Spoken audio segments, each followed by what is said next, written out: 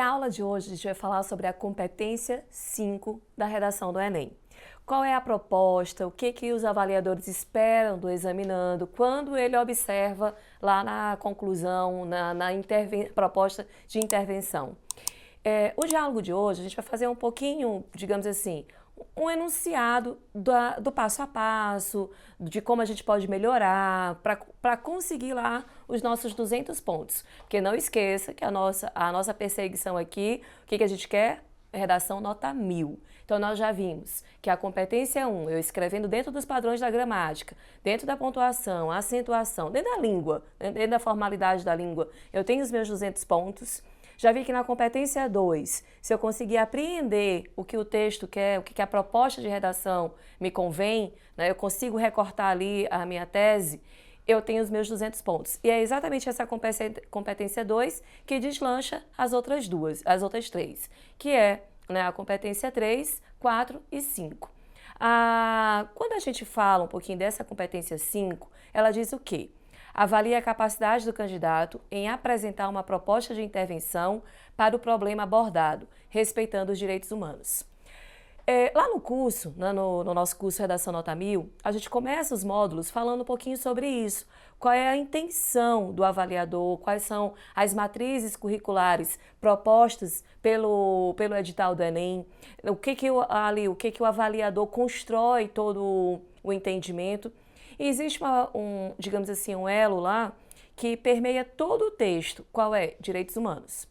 Então eu já sei que o meu texto ele tem que ter esse engajamento, essa empatia pelo próximo, né? E pelo contexto. Eu não posso pensar em escrever um texto em que eu não tenha esse compromisso, tá? Com os direitos humanos. E aí a gente pode pensar exatamente quem é responsável pela garantia dos direitos humanos? Geralmente é o Estado.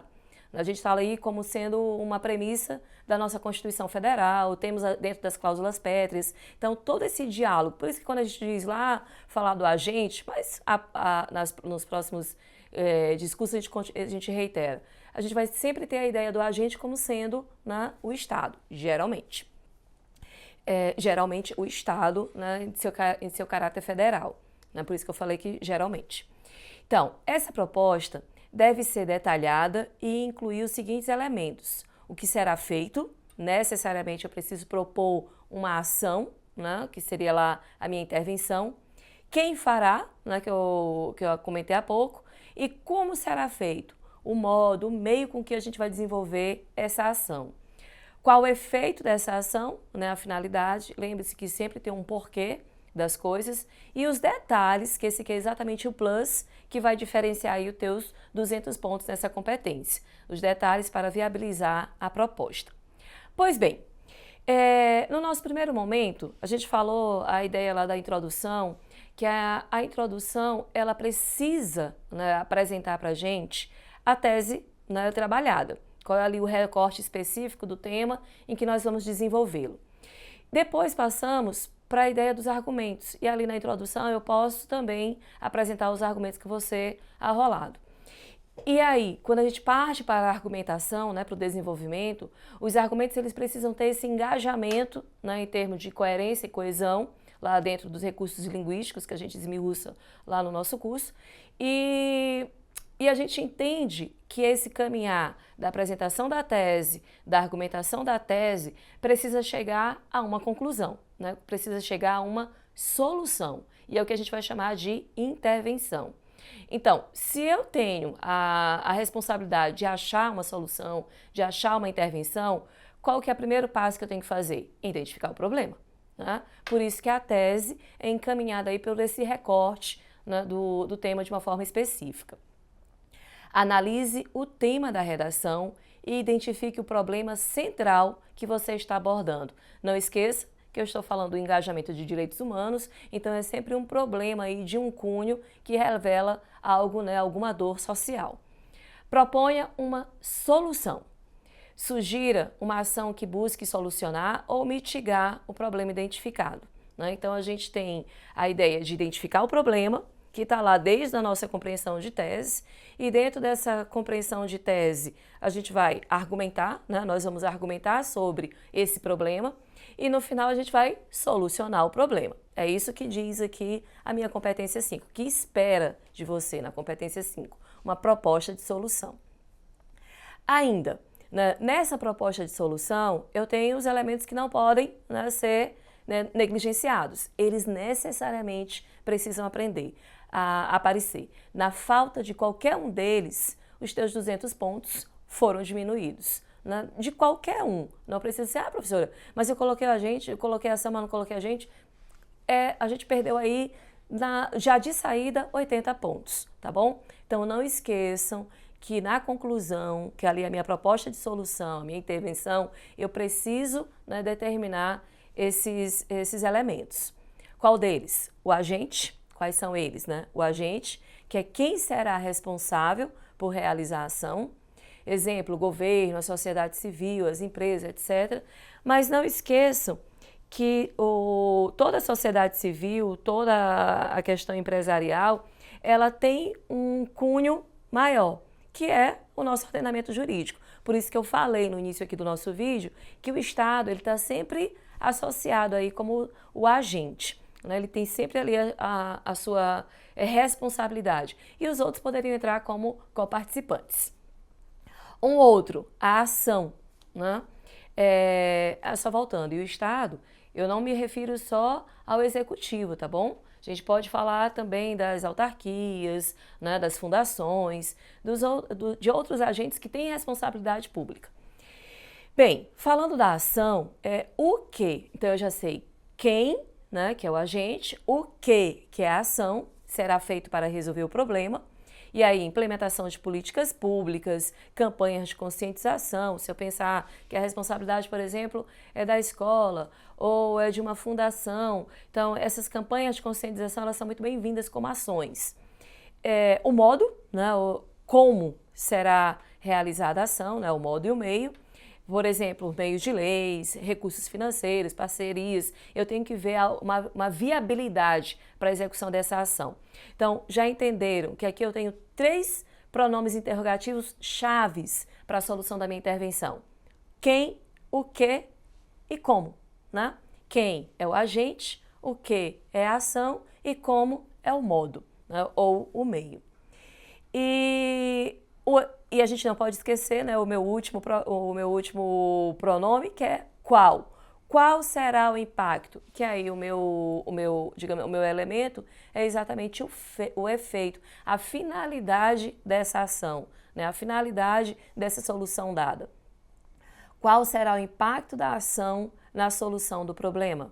Redução de casos, melhoria da qualidade de vida e assim sucessivamente.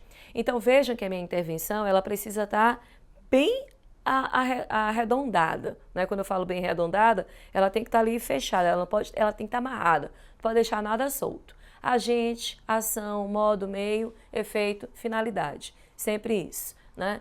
Quem, o que, como e qual. São as perguntinhas aí que precisam ser respondidas. E o meu plus, né, que eu digo assim, que esse aqui é para coroar os meus 200 pontos, é o detalhamento. Que o detalhamento exatamente são aquelas informações que eu consigo coordenar, né, concatenar para a solução do meu problema. Inclua informações que ajudam a concretizar a proposta, como, por exemplo, dados ou informações adicionais que a tornem mais viável.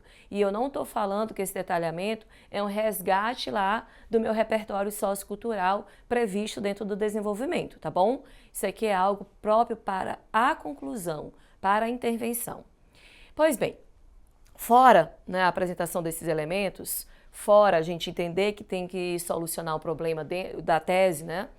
Apresente a proposta de uma forma clara e concisa. Falo o tempo inteiro, né? Dentro lá do curso, daqui das nossas aulas no YouTube, a gente fala o tempo inteiro. O ponto-chave da redação do Enem é quanto mais claro e conciso você for, né? Quanto mais direto, quanto a mensagem passar sem nenhum ruído para o teu avaliador. Então, utilize uma linguagem formal e adequada ao contexto da redação. A gente consegue isso quando o código ele é apreendido, né? A gente tem que falar o mesmo código, porque senão eu não consigo aí essa clareza dentro da proposta. Essa clareza, né, e a coerência também. Respeite os direitos humanos. como a gente começou falando o vídeo, a redação, para falar a verdade, as matrizes, né, curriculares lá da nossa proposta de edital, tanto na área de linguagens quanto nas outras áreas, elas permeiam isso, né? A acessibilidade para os direitos humanos.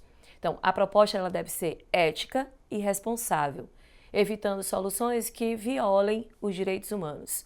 Nada de algo muito próprio, muito egocêntrico, nada muito direcionado, que pense no coletivo. Pois bem, eu trouxe para vocês aqui um exemplo, né, de uma conclusão de intervenção de uma redação nota 1000, né, que foi a da Clara de Oliveira, lá de Niterói, aqui do ano de 2024.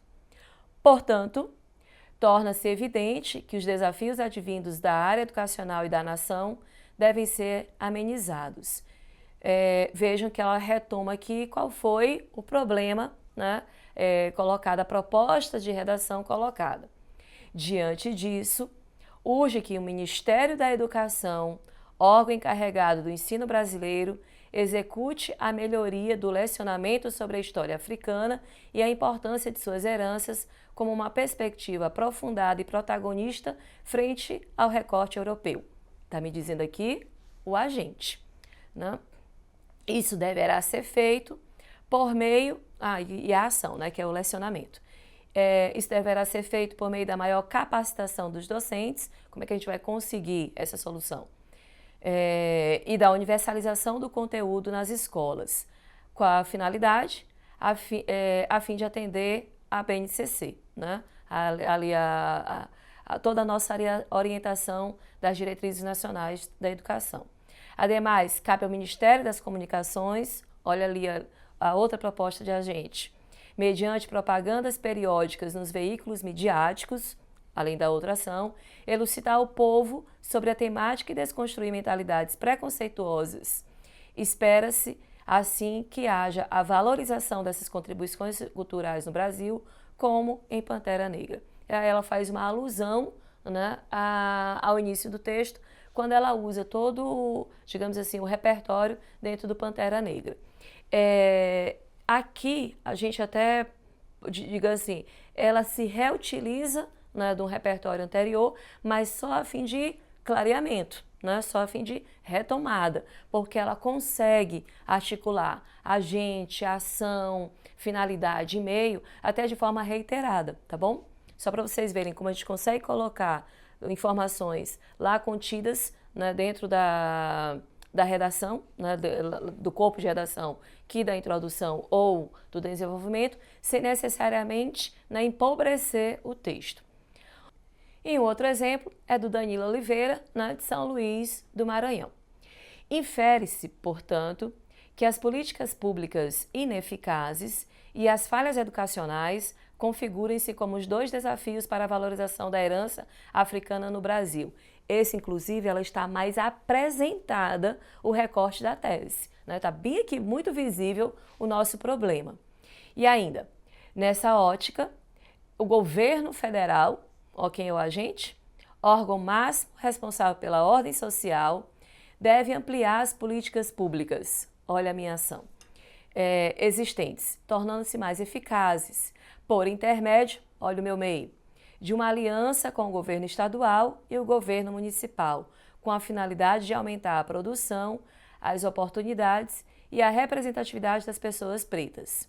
O governo federal também deve corrigir as falhas educacionais por meio da mídia, grande divulgadora de informações, e da escola, a fim de mitigar equívocos, ocasionando a valorização do legado africano.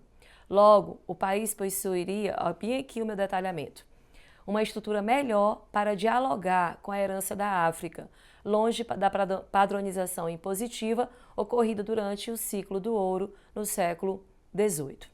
E aí vejam que fora o detalhamento, ele se vale muito das aspas, que é para chamar atenção para os pontos principais, né, que ele arrola aqui dentro da minha solução. Então, essa redação aqui para a gente, essas duas conclusões, elas estão muito dentro do padrão, e o Danilo, inclusive, foi muito feliz na sua colocação. Colocou aí a solução, inclusive, por 2 agentes. Eu trouxe aqui só um resumo do que a gente pôde observar nas duas propostas, que se você ver, ele tem um padrão. Qual? Diante dos fatos e argumentos, né, que a gente já colocou lá no início da redação, é necessário dizer que quem vai fazer isso, né, haja fazendo o que vai fazer, por meio, né, de como vai fazer, a finalidade, né, chegando ao objetivo. E o meu detalhamento. Só para vocês entenderem qual que é meu padrão. Eu preciso responder esses elementos para ter aí a minha correta intervenção. Resumindo, a proposta deve ser relacionada ao tema da redação, aí articulada com a discussão desenvolvida. A proposta deve ser viável e realista, não proponho nada que não seja possível, tá bom, gente? Esses pensamentos muito devaneados, muito fora do contexto, não são bem-vindos dentro de uma intervenção. Considerando as condições sociais, econômicas e políticas do contexto. Vamos lá, vamos distribuir casas populares para toda a população, né, da Ribeirinha, de não sei onde. Talvez isso não seja viável. Então, assim, a gente tem que pensar na viabilidade da proposta.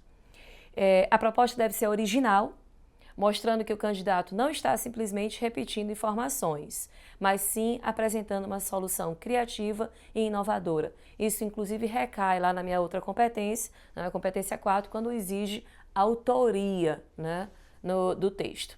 E a falta de proposta, né, ou a apresentação de uma proposta vaga, precária ou não relacionada ao tema, pode resultar, inclusive, na nota 0 dessa competência, ok?